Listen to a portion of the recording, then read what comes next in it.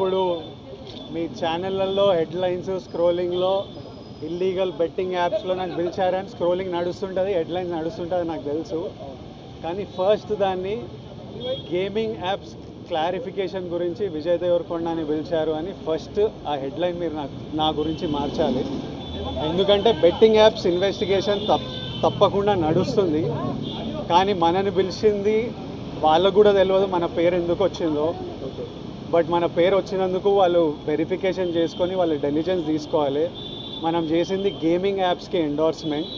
Gaming యాప్కి betting యాప్కి అసలు సంబంధమే లేదు.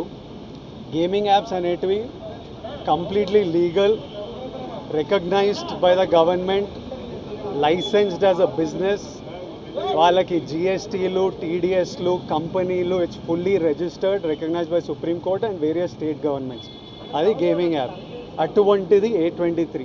ఇప్పుడు క్విక్గా డౌట్ ఉన్న వాళ్ళకి క్విక్గా మీరు గూగుల్లోకి వెళ్ళి టాప్ గేమింగ్ యాప్స్ అని కొడితే కొన్ని వస్తాయి. A23తో సహా My11 Circle, Dream11, NPL, జుపీ ఇట్లాంటివి కొన్ని వస్తాయి.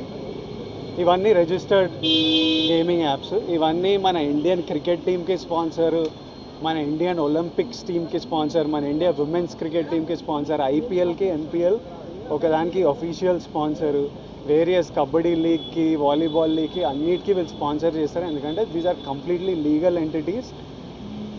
ఇండియన్ ఒలింపిక్స్ టీమ్కి స్పాన్సర్ చేయాలంటే లీగల్ ఉండాలా వద్దా? సో ఫస్ట్ ఆఫ్ ఆల్ ఈ గేమింగ్ యాప్స్ని, ఇల్లీగల్ బెట్టింగ్ యాప్స్ని మీరు సపరేట్ చేయాలి. అది జర్నలిస్ట్గా మీ రెస్పాన్సిబిలిటీ. నా మీద మీకు ఆ రెస్పాన్సిబిలిటీ ఉండాలని కోరుకున్నా. కానీ మన పేరు వచ్చింది కాబట్టి కొన్ని క్లారిఫికేషన్స్ అడిగారు. ఆ clarification account details, transaction details ఏంటి, ఆ కంపెనీ అవన్నీ పంపించేసినాము. ఇంతటితో సమాప్తం. Thank you.